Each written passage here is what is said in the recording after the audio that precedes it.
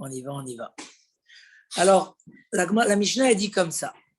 Kol chayave kritut shelaku, nifteru mide kritatan. Vous savez que dans Masechet Makot, on parle beaucoup des sanctions de la Torah. Sur ça, il y a ça, sur ça, il y a ça, sur les faux témoins, etc. Et la dernière Mishnah de Makot, elle veut nous apprendre certaines règles très intéressantes. Mais la première, elle est liée un peu au sujet d'avant, c'est qu'elle nous dit comme ça, quelqu'un que Chas Shalom, il a fait un péché, que sa sanction c'est karet, dès qu'il a reçu, si le Beddin a eu les éléments pour lui donner un malkout, lui donner sa punition, ce qu'on faisait à l'époque, alors ça le dispense de la punition qu'il devait recevoir du ciel. Chez Nehemar, comme c'est marqué, Venikla achicha le'enecha. Ton frère a été puni devant tes yeux. Ça veut dire quoi? Pourquoi on appelle ça achicha? Kshelaka areu ke'achicha. La Torah est dit comme ça, il a reçu sa punition, même si elle est petite par rapport à ce qu'il méritait du ciel, mais ça y est, il devient comme ton frère. Il n'y a plus karet. Le fait qu'il a reçu son malkout, parce que voilà, le but de la punition dans la Torah, c'est pas une vengeance, c'est une réparation. Et logiquement, un homme sur terre qui a reçu un peu de malkout, ça suffit déjà pour lui faire regretter et lui mettre les idées en place. Donc, ça le dispense de son karet. D'ivrer Rabbi Hanania ben Gamliel. Ce sont les paroles de Rabbi Hanania ben Gamliel. Et là, ce Rav-là va nous faire entrer dans un autre sujet, sur le mérite des mitzvot. Et il dit comme ça. Amar Rabbi Hanania ben Gamliel. Uma ima over avedach avera achat notel nafsho alea. Si des gens voient que la Torah nous fait comprendre qu'un homme qui fait un péché, des fois il peut perdre sa vie à cause de ça. Sauf que dans le ciel, on considère qu'il a perdu sa vie. Aose mitzvah achat alachat kama vekama. Celui qui fait une mitzvah a plus forte raison qu'il gagne sa vie avec cette mitzvah-là. Et là, Rashi dit pourquoi à plus forte raison? Al achat kama vekama. Combien de fois plus? Il dit Rashi, c'est ceux qui veulent voir dans la première grande ligne, des midat tova meruba mimidat puranut echad mechamesh meot. Dans la Torah, la récompense fait 500 fois la punition. Si dans la punition on donne 1, sur la récompense on donne 500. C'est énorme. Hein, Hachem, il veut punir ou il veut récompenser? Jérémie, récompenser, ça veut dire qu'au contraire, la réparation, il dit bon, allez, je te donne une. Mais quand c'est la même chose, tu as fait une avéra, c'est ça. Une mitzvah, tu peux doubler en 500. Et d'où Rachid apprend ça? Du pasouk. Que quand tu fais le calcul, dans la punition, c'est marqué, la punition, elle peut rester jusqu'à 4 générations. Si les enfants continuent l'erreur de leur père, ils peuvent payer le prix de leur arrière-grand-père, voilà, sur 4 générations. Mais dans la récompense, c'est marqué, Verosé chesed, là, la fille. Quand un père, il a fait du chesed, on peut récompenser cette récompense 2000 générations. Donc, c'est fois combien? Fois 500. La punition, c'est 4 et la récompense, c'est 500. Donc, il nous dit, Abraham Ben Gamliel, si tu as étudié Masechet Makot et tu vois qu'il y a des sanctions et qu'un homme, des fois, Chas v'Shalom, avec un péché, qu'est-ce qu'il mérite? Alors, sur une mitzvah, alachat kama vekama. Shetinatel lo nafsho, qu'on va lui donner la vie, qu'on va lui prolonger la vie. Rabbi Shimon Omer, mime komo ou la met? Rabbi Shimon dit, ça, je peux l'apprendre du verset lui-même, je n'ai pas besoin d'un a fortiori. Pourquoi? Parce que c'est marqué sur celui qui devait être puni. Venichretu anefashot haosot. Et les âmes qui ont fauté vont être, noitrak, retranchées. Qu'est-ce qui est marqué après? Veomer, asher yaase otam ha'adam vachai bahem. Juste à côté, c'est marqué, mais celui qui fait la mitzvah, il va vivre grâce à la mitzvah.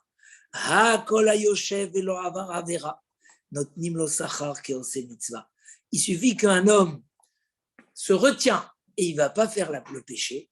Ça aussi, donc selon Rabbi Shimon, même le fait de s'abstenir d'une faute, c'est déjà la mitzvah qui va te donner la grande vie. Et ça, c'est dans le pasouk où on apprenait les sanctions sur le fauteur. dans ce passouk-là, on te dit, mais pour celui qui fait une mitzvah, alors ça, c'est l'infini de mérite, même si tu ne l'as pas faite, rien que tu t'es retenu de faire la faute. Rabbi Shimon bar Rabbi Omer, puisqu'ils ont commencé à parler, les Tanaïm, sur le mérite des mitzvot.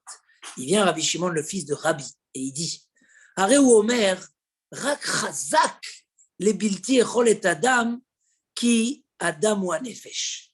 La Torah nous dit, quand elle parlait de l'interdiction de boire du sang, parce que le sang, c'est interdit dans la Torah. C'est pour ça qu'on cachérise la viande, etc.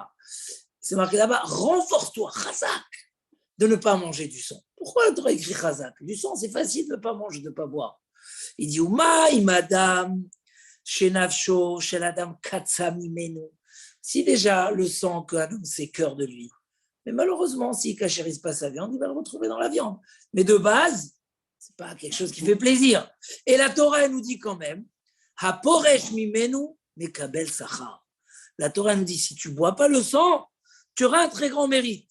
Alors, Gezel va'arayot, le vol et les mœurs. Aïe, aïe, aïe, shenafsho shel adam it'ava lahem ou mechamdatan, que l'homme, il les désire, il les envie. Aporesh mehem, alachat kama vekama, shizke lo uldorotav atsof koladorot. À plus forte raison qu'il se fait un mérite pour lui, ses enfants et ses arrière-petits-enfants jusqu'à la fin des temps. Alors, le mardi matin, on étudie Shahar Hanekiyut. Et le Messilat Yesharim, il a expliqué combien le vol et les mœurs, c'est l'homme, il est tenté à trouver des accords, des autorisations, il se permet, il se dit, mais non. Et vu qu'il y a un grand désir, le sang, il n'y a pas de désir, et déjà la Torah te promet un grand mérite. Alors, quand il s'agit d'honnêteté financière, quand il s'agit de s'éloigner des mœurs, où il y a une grande volonté, si tu surmontes à la Khat Kama Vekama, et là il nous dit que le mérite, il n'est pas que pour toi, il est toi, tes descendants, c'est tes arrières, Atsof Koladorot. Des fois, tu vois un petit-fils qui a une Hatzlacha extraordinaire, qui fait tchouva, tu te dis, quoi, d'où? C'est peut-être un arrière-grand-père. Parce que quand on fait ces choses-là, on mérite du crédit jusqu'à la fin des générations. Rabbi Hanania ben Akashia Omer, je ne viens pas vers Kaddish, je lis la Mishnah. Rabbi Hanania ben Akashia Omer, Ratza Kadosh Baruch Hu les Akot et Israël, les Fichach irba lahem Torah ou mitzvot. Pourquoi Hachem nous a donné tellement de mitzvot? Et encore ici, et encore là, et encore. Pourquoi tellement? Parce que Kadosh Baruch Hu, il voulait faire mériter le clan Israël. Pour ça, il les a fait, il leur a donné beaucoup de Torah et de mitzvot. Chez Nehemar, comme c'est marqué, Hachem, Chafetz Lema'an Tzidko, puisque Hachem, il voulait le bien de l'homme, Yagdil Torah veya Adir. Pour ça, il a développé la Torah. Et il dit le Maharal Miprag, même si, quand on donne beaucoup de mitzvot, c'est un grand mérite pour ceux qui vont les faire. Mais c'est l'inverse pour ceux qui ne vont pas les faire. Donc c'est une prise de risque. Peut-être qu'un homme aurait préféré qu'on ne lui donne pas autant et il ne rentre pas dans le danger. Mais explique le Maharal que chez le clan Israël, ce n'est pas des devoirs qu'on lui a rajoutés. C'est qu'on lui a donné tout ce qui peut correspondre à ce qu'il est. Et quand on dit les Akot et Israël, c'est que Hachem a purifié le clan Israël, il a monté tellement haut où un juif, il est au niveau de toutes ces mitzvot et il les a besoin. Ça devient son bien-être, ça devient un besoin. Que si un juif n'a pas assez de mitzvot, chas v'shalom, ces pulsions et ces énergies incroyables de Israël, azin sheba umot, peuvent l'amener même à faire des choses qu'il ne faudrait pas faire. Parce que Ratzak les Akot et d'Israël, il a mis le clan d'Israël dans un niveau où il peut vivre bien et il peut retrouver son entre guillemets, son bien-être, son oxygène, rien que s'il fait toutes ces Torah et ces mitzvot. Ok.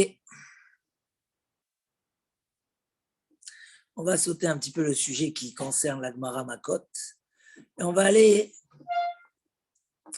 à Goufa. Vous voyez, en bas de la Gemara, c'est une vingtaine de lignes après les grandes lignes. On va dans le mot Goufa. Goufa. Amar Rabbi Yoshua ben Levi. Rabbi Yoshua ben Levi, il dit Shlosha dvarim asu bedin shel mata ve'iskimu bedin shel ma'ala al yadam. Il y a trois choses que le bedin des Chachamim a décidé, malgré que ça touchait à des éléments qui ont été orientés par la Torah. Donc la Torah a dit, il faut que ça arrive à ça. Et eux, ils ont changé certaines choses, sans changer la Torah, chas v'shalom, mais le Bedin Shel Mata, il a fait un changement. Et on a accepté dans le Bedin Shel Ma'ala. C'est quoi ces trois choses? Elouhen, Mikra, Megillah. On est Rosh Chodesh Adar. La lecture de la Megillah, elle est marquée nulle part dans la Torah. Et quand Esther, elle a demandé aux Chachamim de rajouter la Megillah sur les Ktuvim, sur les écrits, ils lui ont dit, mais on ne peut pas rajouter sur les écrits. Et elle leur a trouvé un pasouk qui faisait allusion. D'accord? Et donc, ils ont rajouté, ils l'ont écrit dans les Ktuvim. Quand on écrit aujourd'hui une Megillah, elle est écrite sur un parchemin. Mais est-ce que dans le ciel, ils étaient d'accord? Alors, on verra que oui, tout de suite. Ensuite, Havaat Maaser. Amener le Maaser. On verra tout de suite que Rachid explique qu'ils ont rajouté que certains Maaser, comme le Maaser des légumes, il fallait le monter à Yerushalayim. Alors, ce n'est pas marqué dans la Torah. C'est marqué que l'huile et les raisins, ouais, le vin. Et en même temps, il y a un Maaser qui va chez le Lévi et il y a un Maaser qui va chez le Kohen. Celui qui va chez le Lévi, c'est le Maaser Rishon. Il y a la Trouma, c'est le premier prélèvement pour le Kohen. Maaser Rishon, c'est un premier prélèvement qu'on donne au Lévi. Et le Lévi, il a une petite part à redonner au Kohen. D'accord? Comme ça, tout le monde qui participe. D'accord? Même le Lévi, il a une part, mais il doit donner un peu au Kohen. Et Chachamim, à cause que les Lévi'im n'étaient pas sérieux dans la montée du deuxième temple. Tu es avec moi, Sacha? Les Lévi'im, je ne te vois pas trop. Les Lévi'im ne sont pas montés quand Ezra a Sofer, il a fait monter le clan d'Israël pour le deuxième temple. Les Lévi'im n'étaient pas très motivés. Et il les a punis. Et il a dit que quoi? Il a dit que maintenant le Maaser Rishon, ça sera Kohen et Lévi égal. Donc ils ont touché à des façons de distribuer le Maaser. D'accord? Il a changé la règle. Et le troisième, c'est quoi? She'elat Shalom Beshem. Le fait de pouvoir saluer quelqu'un avec le nom d'Hachem. Alors, aujourd'hui, on le fait un peu moins. Mais à l'époque, il va réécrire Hachem. Aujourd'hui, on dit Shalom. Shalom, c'est aussi un des gens de la Kadosh Baruch Hu. Ou comment on peut saluer son prochain avec le nom d'Hachem. Alors, on verra. Ils vont ramener des preuves.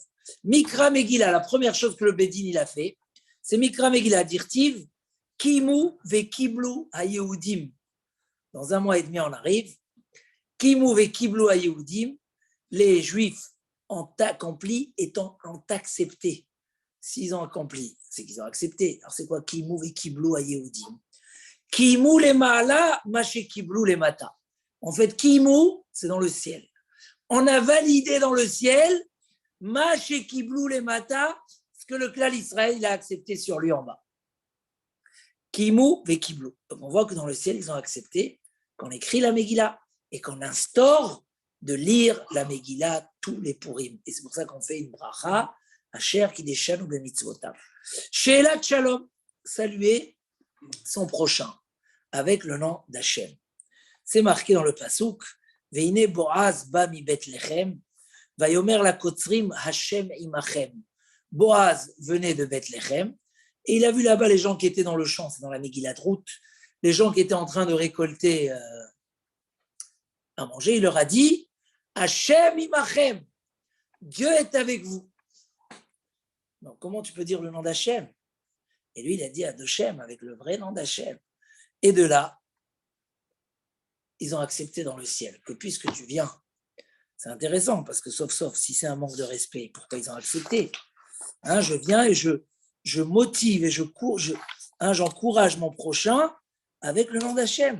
Comment vous expliquez ça? Quelqu'un a une explication à ça ou pas?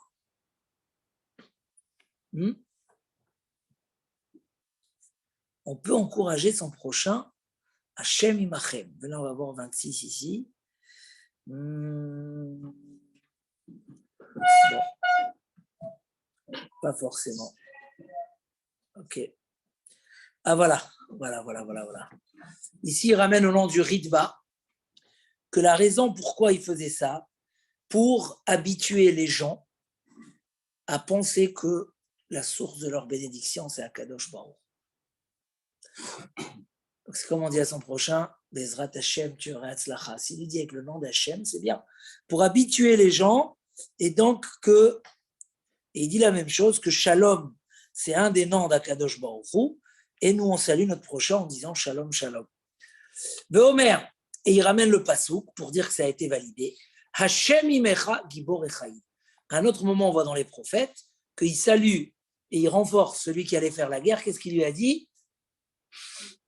Hashem imcha, Dieu est avec toi. Maï veomer, c'est pourquoi on ramène un deuxième verset. Vechitima, parce que tu aurais pu dire Boaz ou David midaate ou Mishmaya lo askimu al yado. Peut-être que Boaz qu'il a fait c'est midaato. Il pensait que c'est bien comme ça. Mais Mishmaya, peut-être que du ciel, lo iskimu al yado, ils ne l'ont pas validé. Tashma, c'est pour ça que c'est marqué. Veomer, Hashem imcha gibor echaim. Akadosh Baruch Hu, il est avec toi. Havaat Maaser, c'est quoi Havaat Maaser? Ce qu'on a dit, Dirtiv, c'est marqué dans le Pasuk. Haviu et kol ha-maaser el bet ha-otsar. Amenez, c'est le Pasuk qu'on lit dans la Haftara. Amenez tout le Maaser dans le trésor du Bet Hamikdash. Vihi terev beveti. Et grâce à ça, il y aura à manger chez moi à la maison pour les Kohanim et les Lévim qui servent au Bet Hamikdash.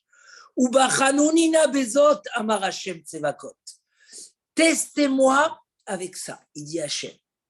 Testez-moi, vous allez voir le résultat de la bracha. On sait que la seule chose qu'on peut tester à Kadosh Baruch Hu, c'est le maaser. Et par exemple, j'ai vu dans un sefer que faut bien savoir c'est quoi le maaser où je peux tester Hashem. C'est la tzedaka ou c'est le maaser? Il y a qui disent, c'est une machloket, il y a qui disent, c'est pas la tzedaka. C'est-à-dire, demain, tu donnes 1000 euros à la tzedaka,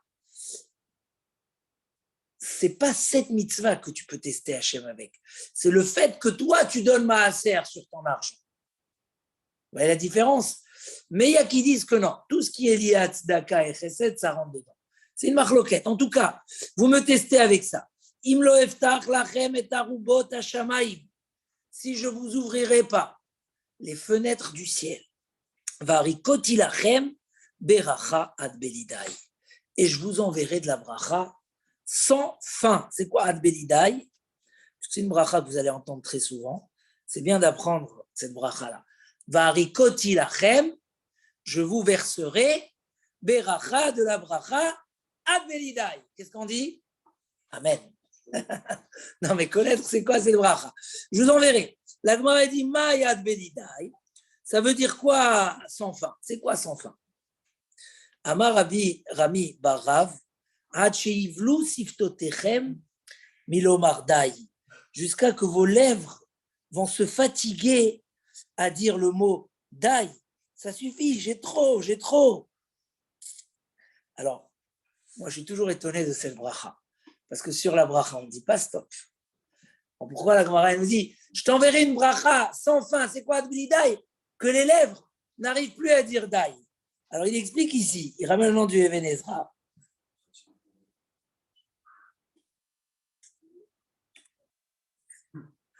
Il dit c'est-à-dire qu'ils auront tellement qu'ils n'auront plus où les ranger. Puisqu'à l'époque, c'était de la récolte. Et vu qu'il n'y a plus où les ranger, ils sont obligés de dire dai. On va jeter. Il n'y a plus où mettre. C'est vrai aujourd'hui pour les gens en Israël, pour ceux qui ont des espèces, il n'y a plus où la mettre. Donc ça devient une peur, où tu vas la mettre.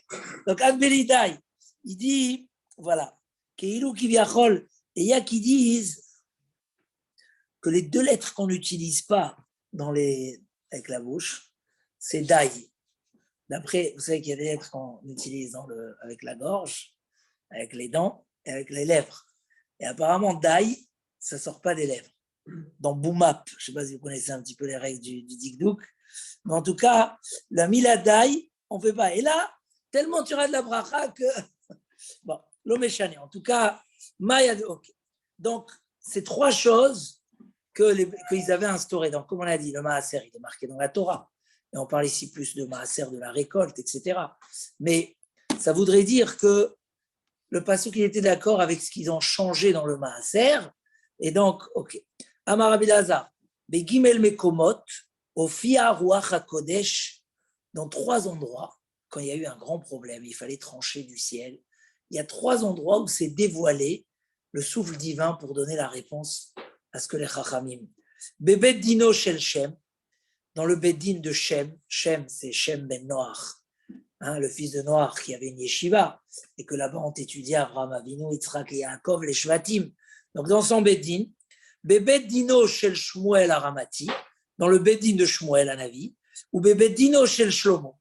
Et la troisième fois dans le Beddin de Shlomo Amelech. Alors on y va. Bebet Dino Shel Shem. Écoutez, c'est magnifique ce qu'on va étudier là. Shem, il a réuni tous les Chachamim pour faire un gros jugement. C'était le jugement de Tamar. Tamar qui est tombée enceinte alors que c'est une fille de Cohen et qui n'est pas mariée. Très grave. Ou Bat Cohen, qui tachel iznot. Très grave. Et là-bas, qu'est-ce que c'est marqué? Vayaker Yehuda vayomar, tzadka mimeni. Yehuda, il a dit, écoute, j'avoue, elle est enceinte de moi. Et donc, il y avait les règles du hiboum qui donnaient droit à cet acte-là. Menayada. Comment Yehuda savait qu'elle est enceinte de lui? Dis-moi, peut-être, qui est Khade Azali ou les Gaba? Azal Namini Shachina les Gaba. Arrête, vous ne savez pas, peut-être que de même qu'elle a attendu sur le coin des routes, peut-être qu'il y a une autre personne. Donc, comment il peut dire non, ces enfants-là? Ah, Yatsa Bat Kol Ve'amra. C'est pas à cause des signes qu'elle a donné. Oui, les signes, ils disent rien qu'ils ont une relation. Mais il ne dit pas qu'elle est tombée enceinte de lui. Yatsa Bat Kol Ve'amra. Il y a une voix qui est sortie et qui a dit Mimeni Yatsu Kibushim. C'est de moi que ces secrets-là sont sortis. Donc, Yehuda, il a dit Tzadka, elle a eu raison. Et la voix, elle est sortie, elle a dit, tout le Beddin qui était là-bas, les grands tzadikim de l'époque, Mimeni, c'est moi qui a planifié cette chose-là. Parce que dans la vie, et c'est un grand sujet qu'on a parlé dans Parashat Mishpatim, que le Zohar HaKadosh, il dit sur les Vélé Mishpatim, Veda Sod Gilgula. C'est ça le sod des Gilgulim. Pourquoi dans les Mishpatim? Alors il y a cette histoire des réincarnations, etc. Alors, le sujet, il est lent, mais il explique qu'il y a toujours ce que nous on fait, il y a toujours le plan d'Akadosh Baruch Hu par derrière. C'est comme quand un bateau il va sur mer, toi tu navigues, mais l'élan de la mer, il joue beaucoup plus sur le bateau que ce que toi tu fais. Il dit Akadosh Baruch Hu, qu'est-ce qu'il fait? Il a des plans dans chaque chose. Alors, il raconte qu'une fois, le Maguid Mimezrich, il a posé au Baal Shem Tov la question, c'est quoi? Il a dit, Baal Shem Tov, va dans la forêt, il y a un très gros arbre. Tu te mets à côté et tu vois qu'est-ce qui va se passer. Et il a vu qu'il y a un homme qui arrive, qui se couche à côté de l'arbre, et il fait tomber sa bourse. Il y a une autre personne qui passe, qui trouve la bourse, et qui la ramasse. Il y a une troisième personne qui arrive. Non, le premier, il revient. Non, une troisième personne qui arrive. Un pauvre, il s'assoit là-bas. Et là, le premier qui a perdu sa bourse, il revient. Et il dit, ouais, ma bourse. Je ne suis pas touché. Il dit, non, il n'y a que toi qui étais là. Il commence à le frapper. Et là, il revient chez le Baal Shem Tov. Il dit, qu'est-ce que ça veut dire? Il dit, en fait, c'est une histoire qui s'est passée il y a quelques générations, qu'un homme a volé de l'argent à son prochain. Ils sont partis au Beddin, et le Beddin n'a pas bien jugé les choses, et il a donné l'argent au mauvais, et il n'a pas sauvé le bon. Donc, la personne qui a perdu son argent, c'est la personne qui devait la rembourser. Celui qui l'a trouvé, c'est celui qui devait la récupérer. Et celui qui a reçu les coups, c'était le Dayan qui a fait un faux jugement. Bon, c'est un exemple qu'on amène au nom du du Maggid Mimezrich, mais ça veut dire que Akadosh Baruch Hu, il gère les choses. Quand nous, on lit l'histoire de Yehuda, on ne comprend pas. Ok, l'Orach Chaim Akadosh. Elle nous dit la Gemara que grâce à quoi le Bédine, ils ont cru. Et donc, ces enfants ont été considérés kshérim. Et de ces enfants-là va sortir le Mashiach. Un de ces enfants, c'était Péretz. D'où va sortir le Mashiach. Une voix est sortie, elle a dit Mimeni yatsu kivushi. C'est de moi qu'il y a eu ce qui s'est passé. Deuxième cas où il y a eu dévoilement divin. On continue. Bébé Dino chez le Shmuel, dans le Bédine de Shmuel Hanavi. Dirtiv, c'est marqué là-bas Ineni Anubi. Shmuel, à un moment, il a été déçu du peuple d'Israël et il leur a dit je veux que vous témoigniez. Parce qu'à un moment, ils ont demandé un roi, alors qu'ils avaient un prophète. Maintenant, il a senti quelque part qu'ils ne lui font pas assez confiance. Donc, il leur a dit témoignez contre moi. Neged Hashem veneged Meshicho. Devant Hashem. Et Chormi la Karti. Est-ce que j'ai pris le taureau de quelqu'un? Bayomro, lo hashaktan. Ils ont dit non, jamais tu nous as. Oui. Velo ratzotanu. Jamais tu nous as demandé quelque chose. Bayomer, il leur a dit Haed Hashem ve'ed Meshicho. Voilà, Kadosh Baruch Hu, il a témoigné que vous n'avez rien trouvé. Jean, je ne vous ai jamais rien pris. Il dit, Vayomer, Ad Vayomer, Vayomru mivele. Pourquoi c'est marqué Vayomer? Mais c'est les Bnei Israël qui répondent. Ils lui ont dit, non, tu ne nous as pas volé, tu ne nous as rien pris. Et ça devait être marqué au pluriel. Pourquoi c'est marqué au singulier? Yatz Abad Kol Ve'amra. Il y a une voix céleste qui est sortie et qui a dit, Ani ed bedavarze. Je suis témoin sur cette chose-là. Donc, Vayomer, c'est qui c'est Akadosh Baruch Hu, qui a une voix céleste qui est sortie et qui a témoigné pour Shmuel. Ensuite, Bevet Dino Shel Shlomo.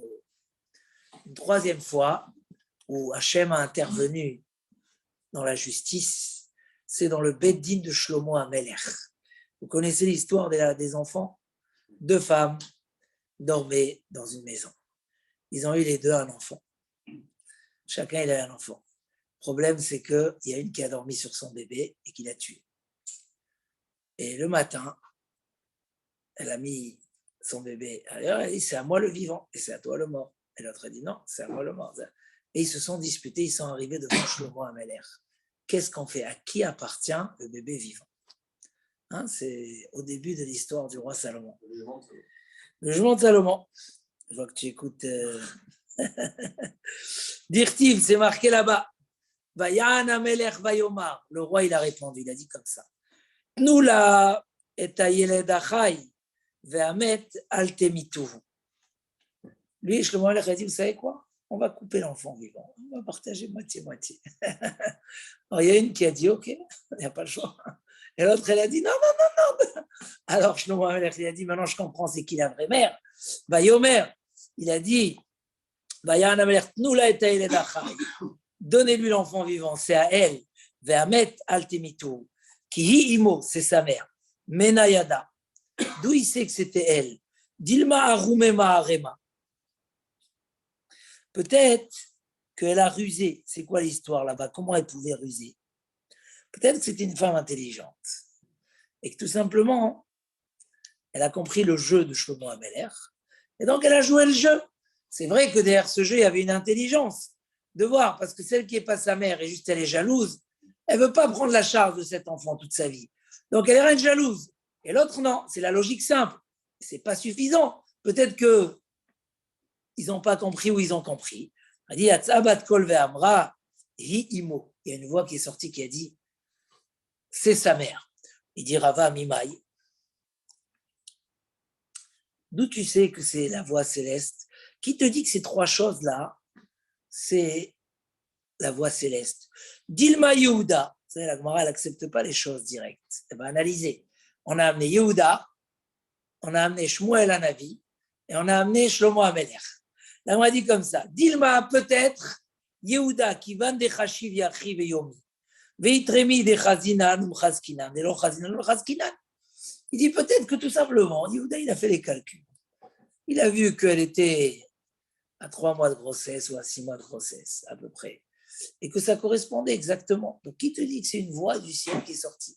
Tu as prouvé ça parce que comment il peut savoir? Comment il peut savoir? Peut-être qu'il a fait des calculs. Shmuel Nami, Shmuel, Koulou Israël, Kari, Léou, Belachon, Yechidi. Des fois, quand on veut parler d'un public en général, on peut l'appeler au singulier. Vayomer, tu dis pas Vayomru, tu dis Vayomer, le public a dit. Donc, qui te dit du fait que c'est marqué qu'ils ont dit à Shmuel, Vayomer, c'est Hachem qui a dit. Peut-être. Ça veut dire le peuple d'Israël dans son ensemble, il a dit.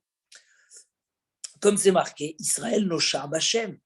C'est un passage qui dit, le peuple d'Israël se fait sauver par Akadosh Baruch Hu. C'est marqué au singulier. Tu vois qu'on peut parler d'Israël comme une entité. Shlomo Nami, Midea Kamera Chamta, Valo Kamera Chamta. Qui te dit, peut-être qu'il a analysé, parce qu'une, elle a pitié du petit, l'autre, elle n'a pas pitié. C'est que celle-là, c'est sa mère, et l'autre, c'est pas sa mère. Tu entends Jérémie ou pas? Donc, comment tu sais que c'est comme ça? Et là, Gemara. C'est quoi Gemara? Transmission et transmission. En fait, on n'apprend pas des psukim que ces trois choses ont été tranchées du ciel. On a reçu comme ça, à la Chal Moshe Misinaï, quand la Gemara veut dire, voilà, on ne déduit pas de nulle part, c'est une transmission, elle dit Gemara. Voilà, c'est ce qu'on a reçu et c'est comme ça que ça se passe. Il nous reste quelques minutes, on avance dans la Gemara. Vous êtes avec moi? C'est dommage, il faut quelqu'un qui m'aide pour organiser les Gemarot chaque fois, parce que comme ça, chacun a sa Gemara. Mais bon, presque chacun a sa Gemara. C'est bon, tu arrives à suivre? Écoutez ce qui est marqué là. Daraj Rabbi Samlaï, puisqu'on on a amené les drachot de Rabbi Samlaï. C'est marrant, on a vu Rabbi Samlaï dans le Messilat Yesharim, et on voit Rabbi Samlaï dans la Gemara. Shesh meot ou shlosh esre mitzvot neemru le Moshe. 613 mitzvot ont été dit à Moshe Rabbeinu. Vous savez ça, oui, 613. Shlosh meot veshishim vechamesh lavim. 300 shlosh meot. 365 interdits, ce qu'on appelle un lotas, c'est tu ne feras pas. Keminyan yemot achama. Exactement comme les jours de l'année solaire. Umataim ve'arbaim ushmone, assez, et 248 mitzvat assez, keneged evarav shel adam. Ça correspond aux 248 membres de l'homme. Donc, combien d'interdits et combien de mitzvot assez? Non, qui c'est qui se rappelle maintenant? Combien d'interdits dans la Torah? 395. Comme l'année, Keneged l'année, et 248 mitzvot assez. Alors, est-ce que c'est juste un chiffrage ou ça a un sens? Pourquoi l'un il correspond au soleil et l'autre il correspond à... Alors là aussi, on a un très beau Maharal Miprak que j'ai beaucoup aimé, qui dit comme ça, le soleil, c'est un roi caché dans le monde. C'est un roi, parce que qu'est-ce qui gère notre emploi du temps? Le matin, le soir, l'hiver, l'été, est-ce que tu achètes des manteaux, tu mets une chemise, etc. Qu'est-ce qui gère les plantes? Est-ce que ça pousse pas? Quand on sort, à quelle heure on va aller à la tefila? Voilà, pour ceux qui veulent se lever demain, Rosh Chodesh, Adar. Il y a un minyan à quelle heure, Yitzhak? 7h du matin pour les... ou 8h30. C'est Rosh Chodesh. Rosh Chodesh, il faut aller, il n'y a pas de... Alors, il dit le soleil a été mis par Akadosh Baruch Hu dans le monde pour gérer le monde. Quand je dis gérer, ce n'est pas dans le sens gérer, mais dans le sens organiser le monde, organiser le... Donc, il a ce sens-là. Il dit la même chose. Les 365 interdits. Pour que l'homme soit bien géré, bien organisé, qu'est-ce qu'il doit faire, qu'est-ce qu'il ne doit pas faire, où c'est dangereux, où c'est pas dangereux, on a 365. Les 365 interdits sont venus nous donner un ordre de vie. Un homme, il sait que dans la nuit, il ne peut pas travailler comme le jour. Un homme, il sait que la nuit, c'est des... Akadosh Baruch Hu. De même que tu sais que s'il n'y a pas de soleil, rien ne pousse, le monde y gèle, il n'y a pas de journée, il n'y a rien du tout, si un homme ne suit pas cette organisation que Akadosh Baruch Hu lui a donnée, il sort miroutz la seder. Pour le Maharal, la chose la plus grave, quand on sort, c'est que tu es en dehors de la réalité. Vivre en dehors de la réalité, c'est très compliqué. Prenez quelqu'un qui vit en France, envoyez-le dans les montagnes là-bas où il fait nuit pendant 24 heures. Il ne pourra pas vivre, c'est impossible. C'est exactement quelqu'un qui respecte pas les règles de la Torah. Les 248 mitzvot, c'est les membres. Pourquoi l'homme il a autant de membres? Les membres, c'est le fonctionnement.